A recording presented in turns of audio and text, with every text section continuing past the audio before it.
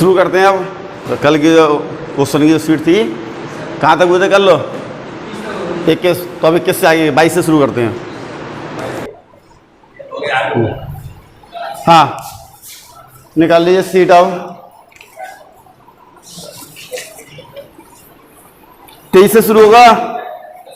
देखिए, श्वेत प्रकाश के अवयवी रंगों में टूटने की घटना कहलाती है।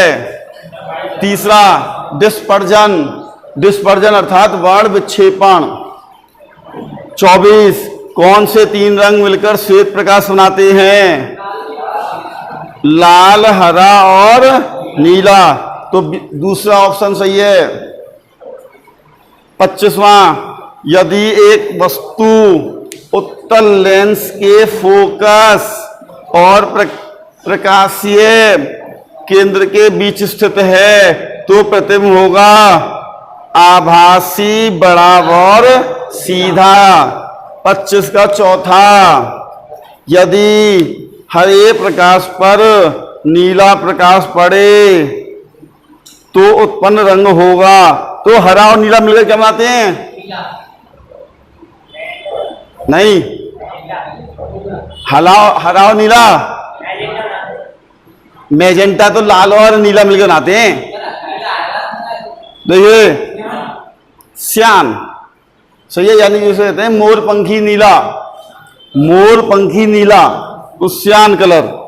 27वां देखिए, एक लेंस की फोकस दूरी 10 सेंटीमीटर है एवं वस्तु लेंस के सामने 25 सेंटीमीटर की दूरी पर है। आप बताइए, कोई ये लेंस है, हमें नहीं मालूम कौन सा लेंस है, इसकी फोकस दूरी 10 सेंटीमीटर, ये फोकस दूरी कितनी है? एवं वस्तु लेंस के सामने 25 सेंटीमीटर की दूरी पर है। वस्तु लेंस के सामने कितनी दूरी पर है? वस्तु 25 सेंटीमीटर की दूरी पर है। यदि प्रतिबिंब आभासी हो, प्रतिबिंब कैसा हो? आभासी। तो बताइए ये कौन सा लेंस होगा? कौन सा? अवतल। आपने कहा अवतल, बताइए अवतल क्यों होगा? क्यों उत्तल में भी आभासी प्रतिबिंब बनते हैं? उत्तल में भी तो आभासी बनते हैं, तो ये अवतल क्यों होगा, उत्तल क्यों नहीं होगा? कोई बता सकता है? बताइए, नहीं मालूम? देखिए आप, ये तो सही बात है कि अवतल होगा, लेकिन अवतल क्यों होगा? उसका रीजन ये है कि उत्तल लेंस में आभासी प्रतिबिंब तब बनता है जबकि वस्तु लेंस और फोकस के बीच में हो। वस्तु लेंस और फोकस के बीच में होती तब आभासी प्रतिबिंब बनता, तब तो मैं कहता उत्तल लेंस। लेकिन यहां पर वस्तु कितनी दूर है? 25 सेंटीमीटर पर, यानी फोकस से भी दूर है, सही है। और उत्तल लेंस में यदि फोकस से दूर वस्तु होती है तो वास्तविक प्रतिबिंब बनता है, आभासी नहीं। और अवतल लेंस में तो वस्तु कहीं भी स्थित हो, आभासी प्रतिबिंब ही बनता है, इसीलिए ये अवतल लेंस होगा। ठीक है।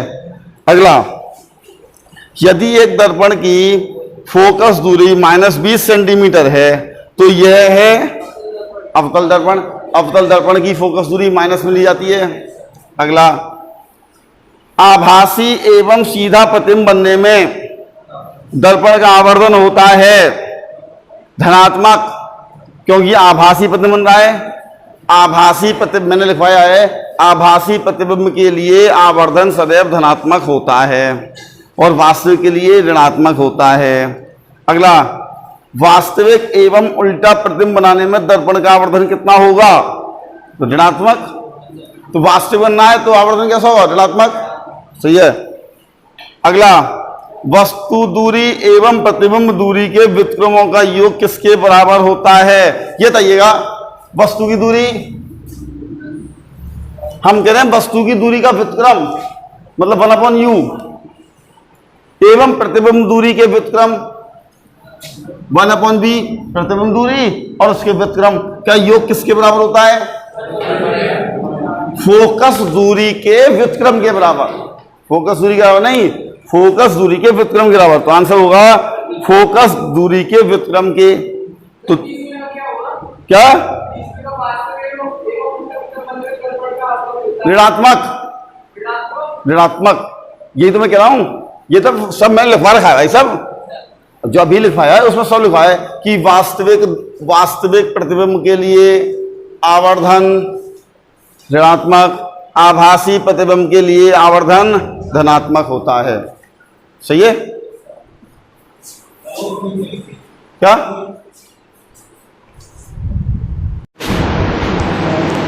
देखिए ये हुआ कौन सा 31। समतल दर्पण की फोकस दूरी होती है अनंत। समतल दर्पण की फोकस दूरी आपने कहा अनंत क्यों होती है, ये तो पूछोगे। देखिए समतल दर्पण, समतल दर्पण है। अब इसको इधर मिलाइए और इधर बढ़ाइए, क्या ये दोनों लाइनें कहीं मिलेंगी? कहीं नहीं मिलेंगी। यानी कि गोला जो बनेगा, गोला बनेगा इससे क्या कभी नहीं बनेगा। तो हम कहेंगे इससे जो गोला बनेगा उसकी त्रिज्या कितनी होगी? अनंत। अनंत त्रिज्या का गोला बनेगा। आप कहोगे 1,00,000 किलोमीटर, 2,00,000 किलोमीटर, मतलब जिसकी कोई सीमा ही नहीं है, तो इसकी त्रिज्या कितनी होगी? अनंत। और जब त्रिज्या अनंत है तो फोकस दूरी त्रिज्या की आधी, अनंत का आधा भी कितना होगा? अनंत। सही है, इसीलिए फोकस समतल दर्पण की फोकस दूरी अनंत होती है। 33 12 सेंटीमीटर फोकस दूरी के अवतल दर्पण से वस्तु का, याद देखिएगा 12 सेंटीमीटर फोकस दूरी का अवतल दर्पण है। वस्तु का आभासी सीधा एवं बड़ा प्रतिबिंब बनाने के लिए उपयुक्त वस्तु की दूरी कितनी होगी? दूरी 4 दे रखी है आपको, कौन सी दूरी सही होगी इसमें से? कितनी?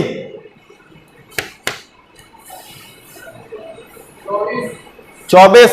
किसने कहा 24? आपने थ्योरी से मतलब कुछ पढ़ी ही नहीं।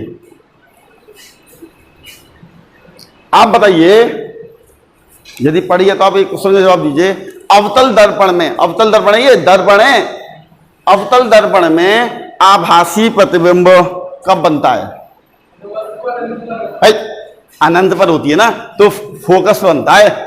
फोकस पर बहुत छोटा, उल्टा और वास्तविक बनता है। अवतल दर्पण में आभासी प्रतिबिंब कब बनता है? किसको मालूम है? नहीं, यदि वस्तु सी और एफ के बीच में रखी होगी तो प्रतिबिंब सी से दूर बनता है और बड़ा बनता है, वास्तविक बनता है। फोकस और ध्रुव के बीच में हो, बिल्कुल सही। यदि अवतल दर्पण में यदि वस्तु, बात सुनिएगा, ये अवतल दर्पण में यदि वस्तु ध्रुव और इसके फोकस के बीच में हो, छठी कंडीशन है ये। अवतल दर्पण की 6 कंडीशन लगाई हैं। 6 कंडीशन में 5 में तो वास्तविक बनता है और 1 कंडीशन में केवल आभासी प्रतिबिंब बनता है, जबकि वस्तु ध्रुव और फोकस के बीच में हो। सही है। यदि बताइए, यदि फोकस दूरी 12 सेंटीमीटर है तो वस्तु और आभासी प्रतिबिंब बन रहा है, तो वस्तु की दूरी तो 12 सेंटीमीटर से कम होगी। 12 से कम कौन सा आंसर है इसमें? 10। तो आंसर 10 सेंटीमीटर है। जो भी इसमें क्वेश्चन है बिना डॉट चलाए, बस आपको यदि कंडीशन मालूम है, थ्योरी याद है, तभी टिक लगा पाओगे, नहीं तो ऐसे सोच में पड़ गए। अरे आप इसी क्वेश्चन में जो 33 क्वेश्चन है, आप कहो कौन सा फॉर्मूला लगाएंगे इसमें? फॉर्मूला कोई नहीं लगेगा, केवल कंडीशन लगेगी। अगला पढ़ते हैं। अनंत पर स्थित वस्तु का अवतल दर्पण में फोकस पर बना प्रतिबिंब होता है। फोकस पर जो अवतल दर्पण में फोकस पर जो प्रतिबिंब बनता है वो वास्तविक होता है। तो आंसर होगा वास्तविक, उल्टा एवं छोटा। चौथा, वाहनों में पार्श्व क्षेत्र देखने के लिए, पार्श्व नहीं पीछे का, वाहनों में पीछे का दर्पण देखने के लिए जो ड्राइवर के बगल में जो दर्पण लगा होता है, कौन सा होता है? उत्तल। तो आंसर है उत्तल। विस्तृत दृष्टि क्षेत्र वाला दर्पण कौन सा होगा? जो कि बहुत बड़े एरिया को देख सके हम, कौन सा दर्पण प्रयोग करेंगे? उत्तल। अच्छा, वाहनों में भाई साहब, वाहनों में जो दर्पण लगा होता है ड्राइवर के बगल वाली सीट में, वो पीछे यदि ट्रक आ रहा होगा और बहुत दूरी से होगा, तब भी उसमें ट्रक का चित्र बन जाता है। यहां ट्रक आ रहा है तो बहुत बड़ी दूरी के क्षेत्र को देखने के लिए हम कौन सा दर्पण प्रयोग करते हैं? उत्तल दर्पण। भैया नेक्स्ट, उत्तल दर्पण द्वारा उत्पन्न आवर्धन होता है। अवतल दर्पण द्वारा उत्पन्न आवर्धन होता है एक से कम या अधिक, कुछ भी हो सकता है। आप बताइए। अरे भाई साहब इधर सुनो, आवर्धन यदि प्रतिबिंब वस्तु से बड़ा होगा, मैंने लिखवाया था, तो आवर्धन 1 से बड़ा होगा। यदि प्रतिबिंब वस्तु से छोटा होगा तो आवर्धन 1 से कम होगा।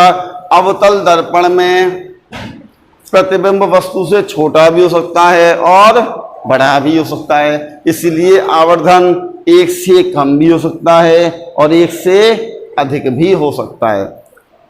निम्न में गलत कथन है, निम्न में गलत कथन है, पढ़ते हैं। पहला, अवतल दर्पण में आभासी प्रतिबिंब बन सकता है, सही है तो अवतल दर्पण। दूसरा, उत्तल दर्पण में आभासी प्रतिबिंब बन सकता है, गलत तो कोई नहीं है कि नहीं है? तो इसमें आंसर होगा कोई नहीं। नेक्स्ट, ये तो हुई पहली सीट। अब आते हैं हम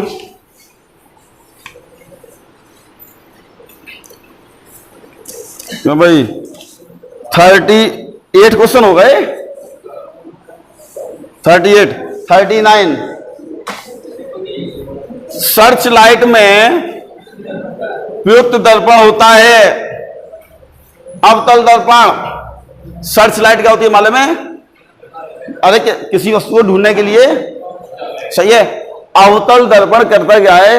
अवतल दर्पण किरणों को सिकुड़ता है, यानी कि अधिक प्रकाश को कम एरिया में ही वो केंद्रित कर देगा। और किसी वस्तु को यदि आप ढूंढ रहे हो तो थोड़ी सी जगह भी ज्यादा प्रकाश पड़ेगा, जैसे ही उस पर प्रकाश पड़ेगा तुरंत आप दिखाई दे जाएगी वस्तु। तो कौन सा दर्पण होना चाहिए? अवतल दर्पण। नेक्स्ट, किस दर्पण के वक्रता केंद्र पर स्थित वस्तु के ही आकार का वास्तविक प्रतिबिंब बनता है? अवतल। यदि एक गोलीय दर्पण की फोकस दूरी इसकी त्रिज्या की n गुनी हो, तो ये बताइएगा, एक गोलीय दर्पण की फोकस दूरी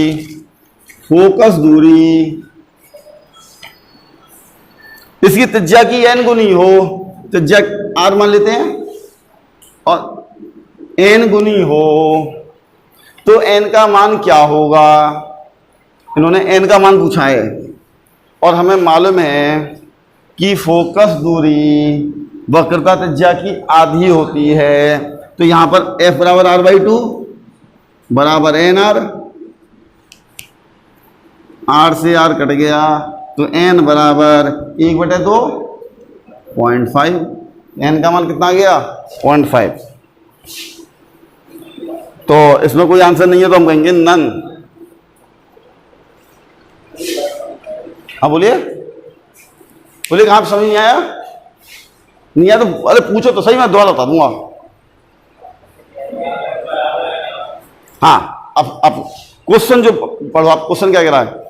एक गोलीय दर्पण की फोकस दूरी इसकी त्रिज्या की n गुनी हो, फोकस दूरी त्रिज्या की n गुनी हो, सही है। अच्छा, और हमें ये मालूम है फोकस दूरी और त्रिज्या में संबंध तो आपको मालूम है कि F बराबर r/2, तो मैंने यहां लिख दिया F बराबर r/2 बराबर nr, n से n कट गया तो r बराबर 1/2, सॉरी r से r कटा है, n बराबर 1/2 यानी 0.5। ठीक है। नेक्स्ट, दाढ़ी बनाने में प्रयुक्त दर्पण होते हैं अवतल। उत्तल दर्पण में उल्टे प्रतिबिंब बनते हैं, किसी भी स्थिति में नहीं, क्योंकि उत्तल दर्पण में हमेशा सीधे प्रतिबिंब बनते हैं, आभासी और सीधा बनता है। उत्तल दर्पण में कभी भी वास्तविक प्रतिबिंब नहीं बनता।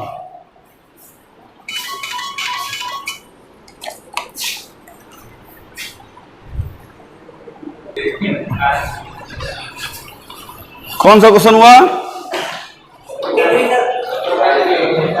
44।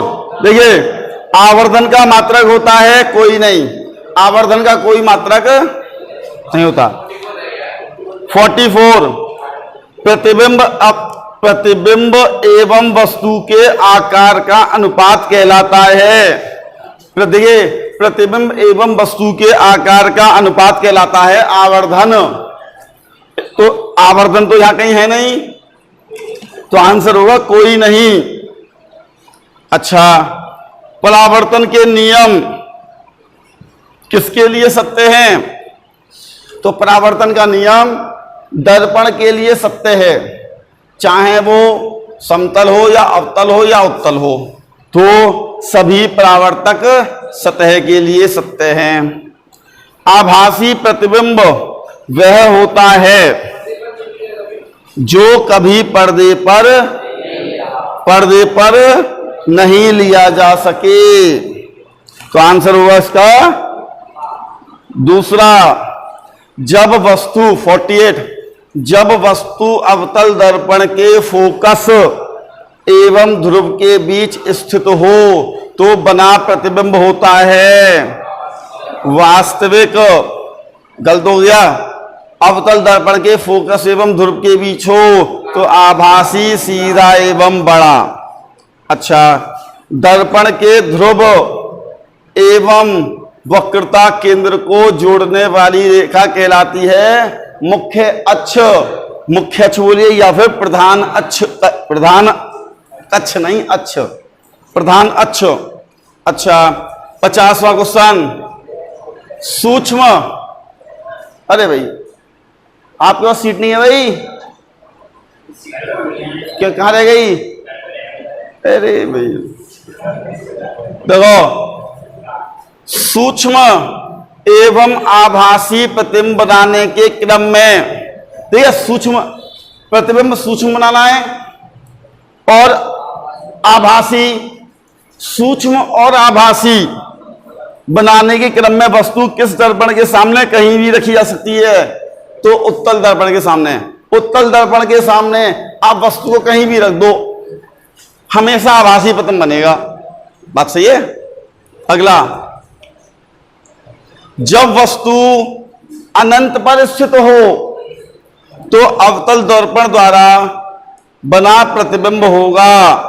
यदि वस्तु अनंत पर है तो बना प्रतिबिंब बनेगा, तो होना चाहिए प्रतिबिंब बनेगा कहां पर? फोकस पर। यदि वस्तु अनंत पर हो तो प्रतिबिंब फोकस पर बनता है। अगला, जब वस्तु अवतल दर्पण के फोकस पर हो तो प्रतिबिंब बनेगा अनंत पर। 51, दंत, पहले तो बोला नहीं भाई, आवाज मिल रही है। दंत परीक्षण करने में प्रकाश केंद्रित करने के लिए दंत चिकित्सक किस दर्पण का उपयोग करते हैं? अवतल दर्पण। नेक्स्ट, अवतल दर्पण के फोकस पर स्थित वस्तु को आवर्धित प्रतिबिंब दर्पण के पीछे बनता है। तो ये कह रहे हैं अवतल दर्पण के फोकस के अंदर। फोकस के अंदर का मतलब फोकस से पहले, सही है। आवर्धित प्रतिबिंब दर्पण के पीछे बनता है, तो प्रतिबिंब की प्रकृति कैसी हो, प्रतिबिंब की प्रकृति होगी ये बताइएगा। वस्तु फोकस से पहले है, आभासी प्रतिबिंब दर्पण के पीछे बनता है, ये बताइएगा। ये अवतल दर्पण में यदि वस्तु दर्पण और फोकस के बीच स्थित हो तो इसका प्रतिबिंब दर्पण के पीछे सीधा, बड़ा और आभासी बनता है। तो आंसर होगा आभासी एवं सीधा। निम्न में अदीप्त वस्तु है पृथ्वी। अदीप्त का मतलब है जिससे प्रकाश नहीं निकलता। देखिए, आंख से प्रकाश निकलता है, सूर्य से निकलता है, तारे से निकलता है, पृथ्वी से नहीं निकलता। नेक्स्ट, प्रकाश वर्ष किसका मात्रक है? दूरी का। प्रकाश वर्ष दूरी का मात्रक है। जिस वस्तु से होकर प्रकाश का गमन हो वह कहलाता है प्रकाशीय माध्यम।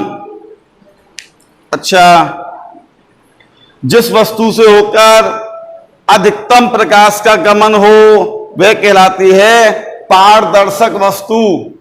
अधिक से अधिक निकल गया, पारदर्शी है। अच्छा, सभी दिशाओं में समान रासायनिक गुण वाला माध्यम कहलाता है आइसोट्रोपिक माध्यम। सभी दिशाओं में उसके रासायनिक गुण कैसे हैं? समान हैं। निम्न में से किससे प्रकाश का आंशिक गमन होता है? आंशिक गमन, देखिए ईंट है, ईंट से प्रकाश का बिल्कुल भी गमन नहीं होगा, वो तो अपारदर्शी है। ईंट रखी मैंने, ईंट के एक तरफ मैंने टॉर्च जलाई, क्या दूसरी तरफ से प्रकाश निकलेगा? नहीं। अच्छा, लकड़ी से भी निकलेगा।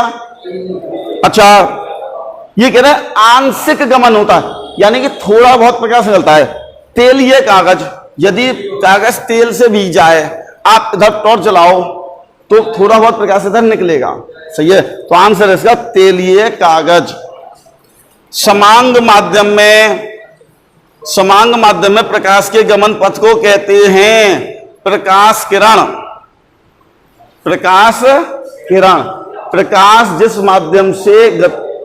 प्रकाश जिस पथ पर गति करता है उस पथ को कहते हैं प्रकाश किरण। पानी की पतली परत पारदर्शक,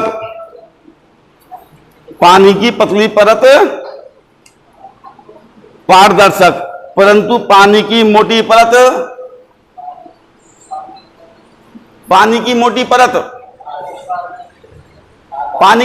कैसी होती है? पानी की पतली परत तो पारदर्शी होती है। आप बाल्टी में पानी भर लें तो ज्यादा मोटी नहीं है, सही है। तो और यदि उसमें, सुनिएगा, बाल्टी की तली पर कोई वस्तु डाल दें तो दिखाई देगी नहीं देगी? देगी।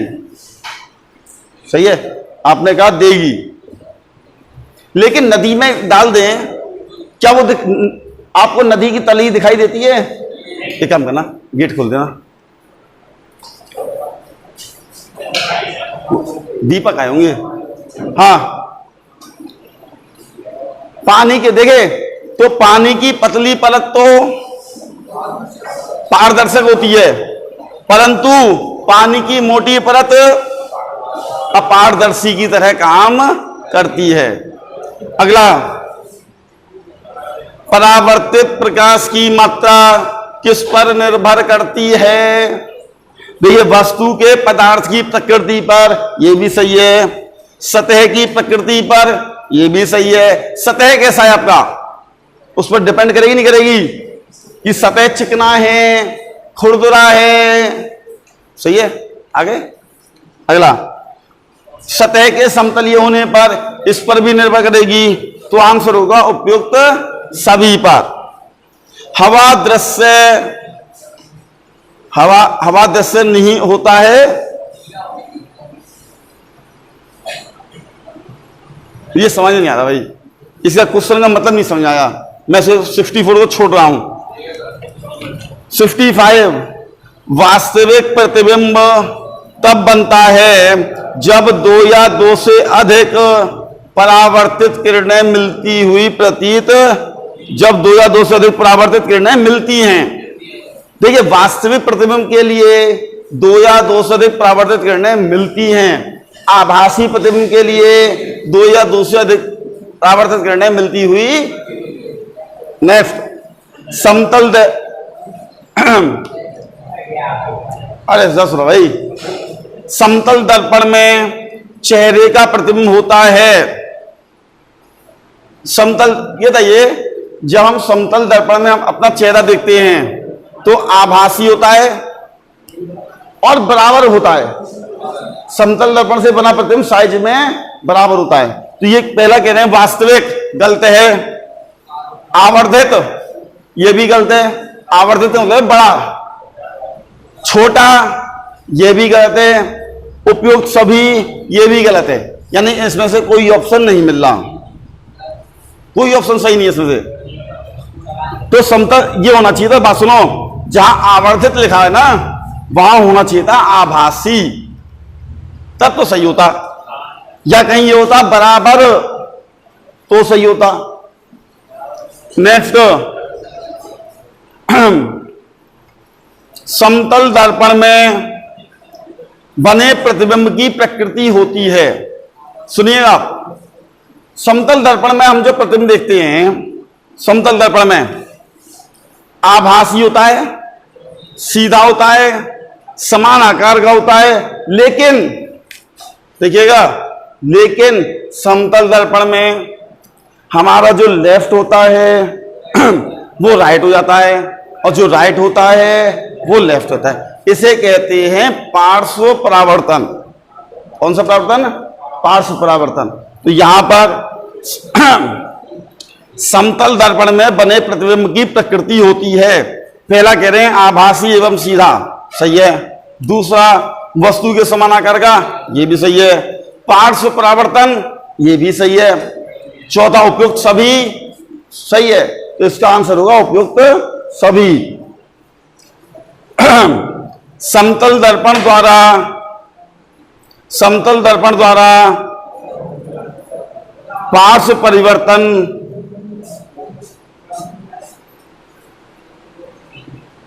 ये सही नहीं लिखा है इन्होंने। समतल दर्पण द्वारा पार्श्व परिवर्तन कहलाता है, क्वेश्चन अधूरा है। दर्पण का मध्य बिंदु कहलाता है ध्रुव। 70, एक व्यक्ति चेहरे के नजदीक लाकर दर्पण में देखता है तो उसका प्रतिबिंब समान आकार का, सीधा एवं पार्श्व परिवर्तित होता है। नहीं, पार्श्व परिवर्तित होता है। तो दर्पण होगा समतल, क्योंकि समान आकार का बनना है। समान आकार का तो केवल समतल में ही बनता है। अच्छा, 71, 71, equal to object diminished and large lightly diminished. देखिए मतलब क्या है, इक्वल टू ऑब्जेक्ट मतलब वस्तु के आकार के बराबर। एन लार्ज भी कह रहे हैं यार, एन लार्ज होता है बड़ा। पहले भी कह रहे हैं इक्वल टू ऑब्जेक्ट बराबर भी हो, बड़ा भी हो, ये संभव नहीं है। क्वेश्चन ही अधूरा, पूरा क्वेश्चन पूछा ही नहीं है। 72, दो बिंदु इस प्रकार हैं कि दोनों परस्पर एक दूसरे से आपतित किरण के लिए फोकस का कार्य करते हैं तो वह कहलाएंगे कंजुगेट फोकस, संयुग्मी फोकस। मतलब समझ आया? नहीं आया? मैं बताता हूं, इसको मैं प्रूफ करके दिखाता हूं अभी। सही है कि इसे हिंदी में आपने पढ़ा होगा संयुग्मी फोकस। संयुग्मी फोकस को इंग्लिश में कहते हैं कॉन्जुगेट फोकस। ये होता क्या है अभी बताता, बस लास्ट क्वेश्चन कर दूं। अवतल दर्पण में प्रधान फोकस पर स्थित वस्तु का प्रतिबिंब होगा अनंत पर। अब कॉन्जुगेट फोकस क्या है ये देखिएगा, संयुग्मी फोकस। आपको मालूम है, इधर सुनिए, ये अवतल दर्पण पी एफ सी, सही है। यदि मैं वस्तु को सी से दूर रखूं, सही है, प्रतिबिंब कहां बनेगा? सी और एफ के बीच में, कहीं भी बनेगा। मान लीजिए यहां बनना है, सही है, यहां पर वस्तु को रखा तो प्रतिबिंब यहां बनना है, और यदि वस्तु को यहां रखूंगा तो प्रतिबिंब यहां बनेगा। वस्तु सी और एफ के बीच में होती है तो प्रतिबिंब सी से दूर बनेगा। तो ये वस्तु यहां तो प्रतिबिंब यहां, और वस्तु यहां तो प्रतिबिंब यहां, सही है। तो ये दोनों बिंदु एक दूसरे के संयुग्मी फोकस कहलाएंगे, सही है। यानी कि दर्पण के सामने ऐसे दो बिंदु कि यदि एक बिंदु पर वस्तु को रखें तो दूसरे पर प्रतिबिंब बने, और दूसरे पर वस्तु को रखें तो पहले पर प्रतिबिंब बने, तो ऐसे दो बिंदु एक दूसरे के संयुग्मी फोकस कहलाते हैं। तो सीट हुई आगे करना, बोला नहीं बस, आवाज आनी चाहिए। तो ये मानव नेत्र में ये सबसे बाहर का भाग होता है, ये वाला, जिसे हम दृढ़ पटल कहते हैं। यानी ये कठोर होता है इसलिए दृढ़ पटल, सही है। इसका कार्य है, दृढ़ पटल का कार्य है, जैसे अभी कोई पत्थर सा लग जाए तो पत्थर आंख में आए, एकदम आंख बंद होती है, तो ऊपर जो सतह है हमारी, सबसे आंख की जो ऊपरी सतह है वो उसको रोकती है। यानी कि अंदर चोट लगने से अंदर जो अंग हैं उनकी सुरक्षा करती है, और पूरे नेत्र की संरचना को बनाए रखती है, इसलिए से कहते हैं दृढ़ पटल। तो दृढ़ पटल क्या है? नेत्र के सबसे बाहर का भाग, जिसका कार्य है नेत्र के आंतरिक भागों की सुरक्षा करना और नेत्र की संरचना को बनाए रखना है। इस नेत्र के दृढ़ पटल के ठीक नीचे एक काले रंग की झिल्ली होती है। नेत्र के बिल्कुल दृढ़ पटल के ठीक नीचे, पूरा समझ लो, जैसे कहते नहीं है अंदर की सतह ये दीवारें हैं, अंदर की सतह पूरे पर काला पेंट कर दें, सही है। तो यही है यहां पर एक तरह से ये काली झिल्ली, इस काली झिल्ली को कहते हैं रक्तक पटल। इस रक्तक पटल का कार्य प्रकाश के आंतरिक परावर्तन को रोकना है। यदि यहां पर प्रकाश पड़ेगा तो ये ज्यों का त्यों उसको रोक लेगा, सही है, टकरा के ये वापस नहीं जाने देगा। यानी कि रक्तक पटल का कार्य क्या है? प्रकाश के आंतरिक परावर्तन को रोकना। नेत्र के सबसे आगे का जो भाग है उभरा हुआ, सही है, इसे कहते हैं कॉर्निया, सही है। नेत्र के सबसे आगे का भाग उभरा हुआ, इसे कॉर्निया। नेत्र के अंदर प्रकाश इसी भाग से होकर प्रवेश करता है, सही है। नेक्स्ट, कॉर्निया के ठीक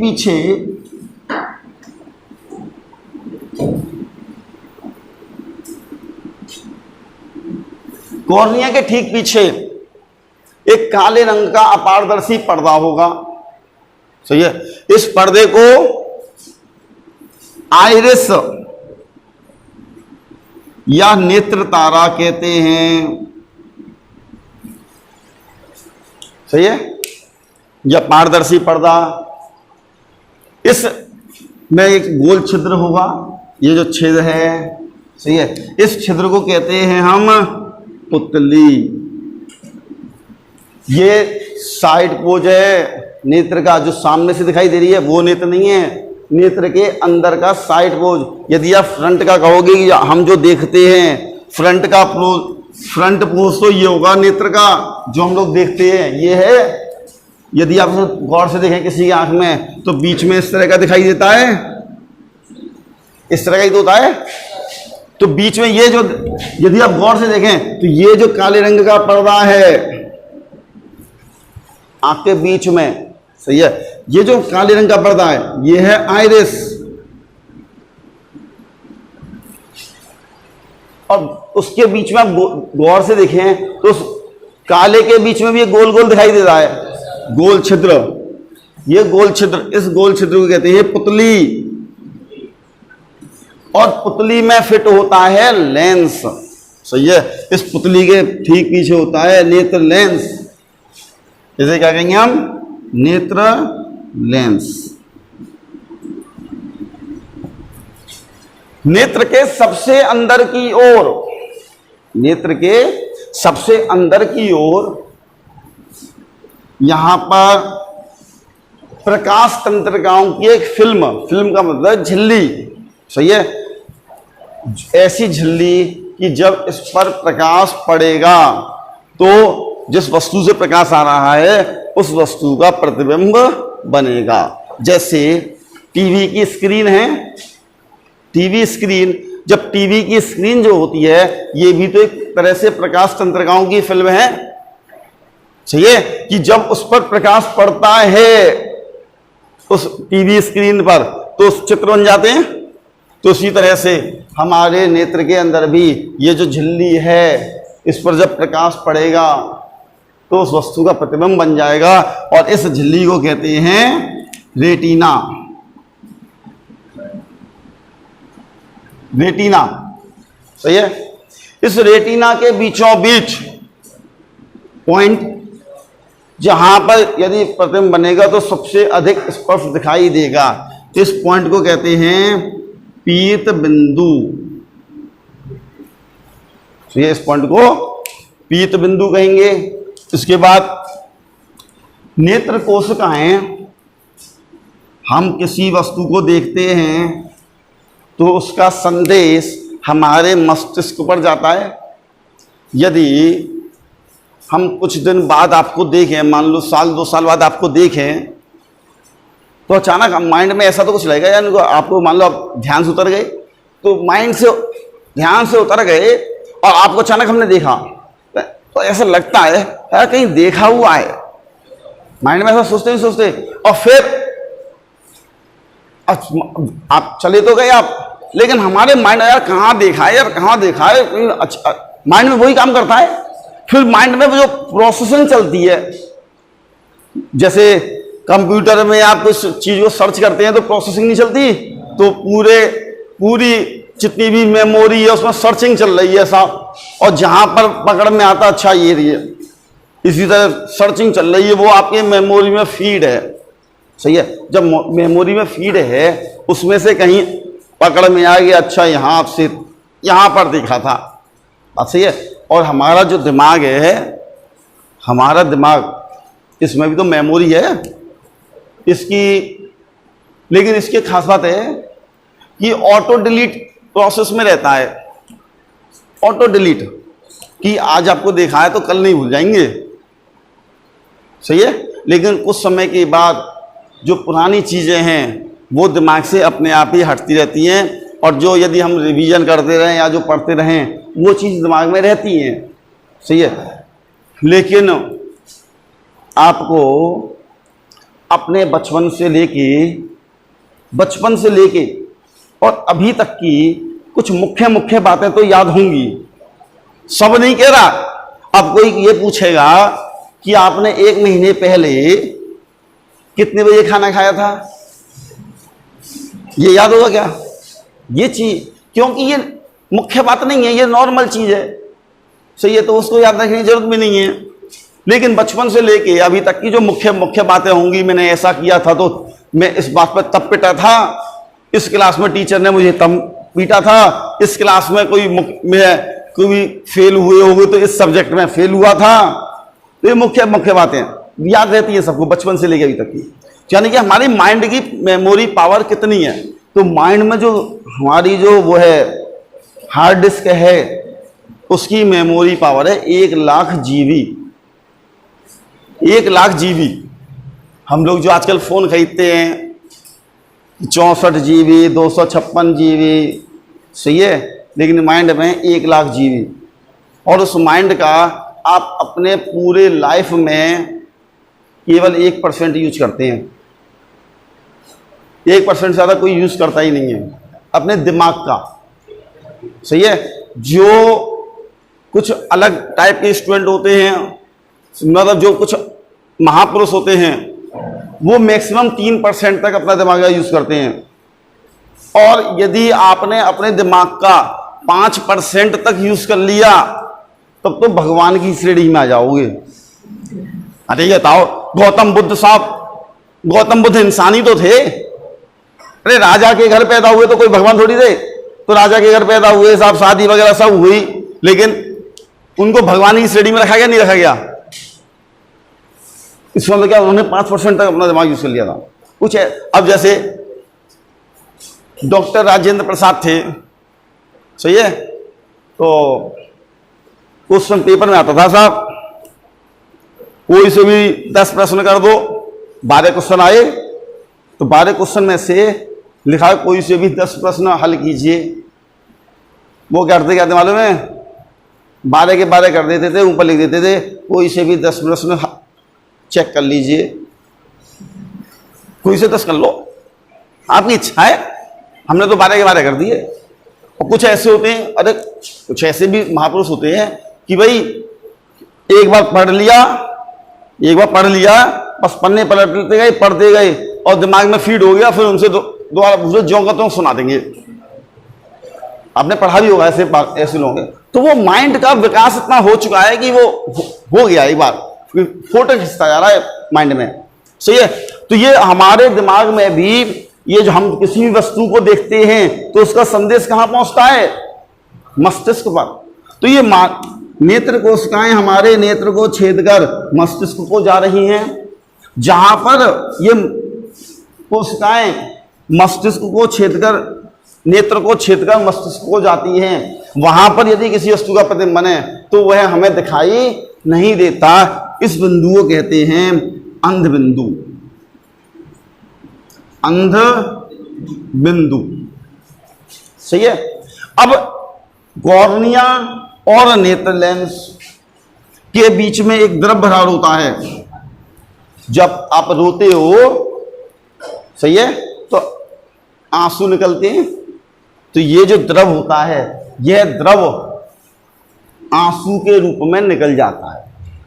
सही है। और फिर यदि आप ज्यादा रो लो, और ये जो द्रव, इस द्रव का काम क्या है? हम इधर देख रहे हैं, इधर देख रहे हैं, इधर देख रहे हैं, ऊपर देख रहे हैं, नीचे देख रहे हैं, बार बार आगे पीछे कर रहे हैं। इस द्रव का काम है एक तरह से मोबिल ऑयल की तरह काम करना, कि भाई आराम से इधर उधर देखते रहें, फिसले। यदि आप ज्यादा रो, आंसू निकल रहे हैं, रोते रोते रोते रोते, सही है, आपकी आंखें भारी हो जाएंगी और देखने की इच्छा नहीं करेगी, मन करेगा कि आंख बंद कर लूं अब। क्यों? क्योंकि अब इधर उधर देख रहा हूं तो फिसल ही नहीं रहा, आंख जो है वो फिसल नहीं रही, जोर लगाना पड़ रहा, आंखों में दर्द हो रहा है, चुपचाप आंख बंद करके सो गए। बात सही है। फिर वो अलग बात है कि फिर वो कोशिकाएं जो हैं फिर अपना काम करती हैं, धीरे धीरे धीरे धीरे फिर कोशिकाओं से फिर इसमें द्रव आ जाता है। ये इस द्रव को कहते हैं हम, कौन सा द्रव? नहीं, काचाभ द्रव तो ये वाला होता है, ये होता है काचाभ द्रव। नेत्र लेंस और रेटिना के बीच के में एक द्रव भरा होता है, नमकीन पारदर्शी द्रव होता है, इसे काचाभ द्रव कहते हैं। और कॉर्निया और नेत्र लेंस के बीच में जो द्रव होता है उसे कहते हैं जलीय द्रव। जलीय द्रव, और ये होता है काचाभ द्रव। ये है नेत्र की पूरी संरचना। सही है। अच्छा, हम अपने नेत्र के समीप से समीप अपनी आंख पर अधिकतम जोर लगाकर जितना अधिक देख सकते हैं वह हमारे नेत्र का निकट बिंदु कहलाता है।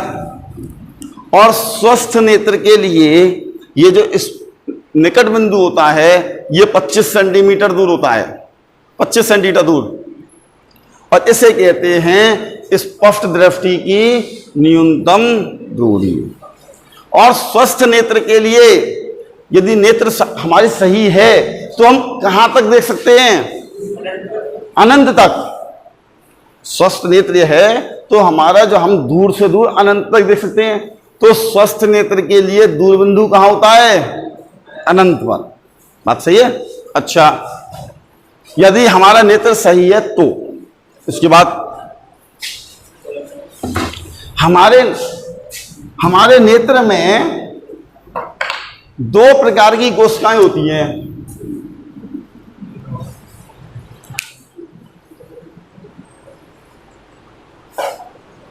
आप यहां आ जाओ, जल्दी आओ।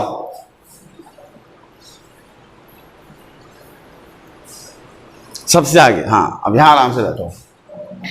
देखिए, नेत्र में दो प्रकार की कोशिकाएं होती हैं।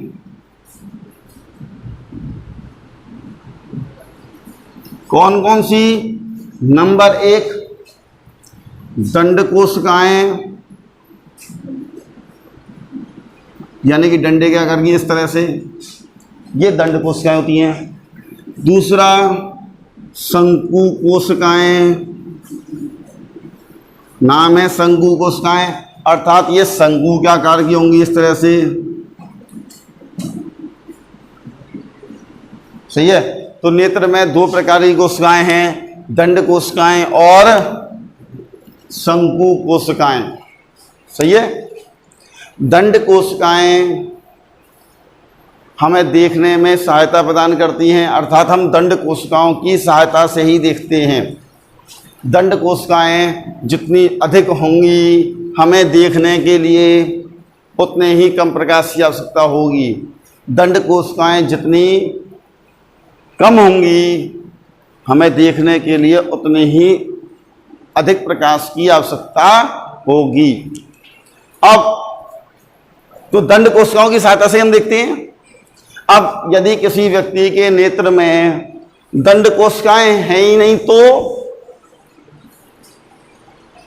तो क्या होगा? उसे दिखाई देगा ही नहीं, यानी वो अंधा है। तो अंधे का मतलब ये थोड़ी होता है कि अंधे की आंख नहीं होती। अंधे की आंख तो होती हैं, लेकिन उस आंख में ये कोशिकाएं नहीं होती हैं, बस इन कोशिकाएं नहीं है। सही है? तो दंड कोशिकाएं नहीं हैं तो अंधा है। तो दंड कोशिकाओं की सहायता से हम देखते हैं। अब ये बताओ आप, यदि मई जून का महीना हो, सही है, दिन के 12 बज रहे हो, आपको हम कह दें कि सूरज की तरफ मुंह करके खड़े हो जाओ, तो हो जाओगे नहीं हो जाओगे? क्यों नहीं हो जाओगे? आंख बंद करके खड़े हो जाएंगे? हमने ये थोड़ी कहा कि आंख खोल के खड़े हो जाओ। हमने कहा सूरज की तरफ मुंह करके खड़े हो जाओ। क्यों भाई? ऐसे आप इंटरव्यू देने गए तो पहली बार में निकल जाओगे? अरे आईएएस के इंटरव्यू में ऐसी तो क्वेश्चन उल्टे सीधे पूछ जाते हैं कि आपका माइंड कितनी तेज काम करता है। अरे हमने ये थोड़ी कहा था कि आंख खोल के खड़े हो, हमने कहा सूरज की तरफ मुंह करके खड़े हो जाओ। अब हमने आंख बंद करके खड़े हो गए। आप आंख बंद करके क्यों खड़े हुए? क्योंकि चौंध पड़ रही थी आंख पर। हमें देखने के लिए उतनी अधिक प्रकाश की आवश्यकता नहीं होती है, तो इतनी अधिक चौंध पड़ रही थी, छोटा करते करते भी आंख को हमारी आंखें बंद ही हो गई। उतना अधिक प्रकाश चाहिए ही नहीं। सही है?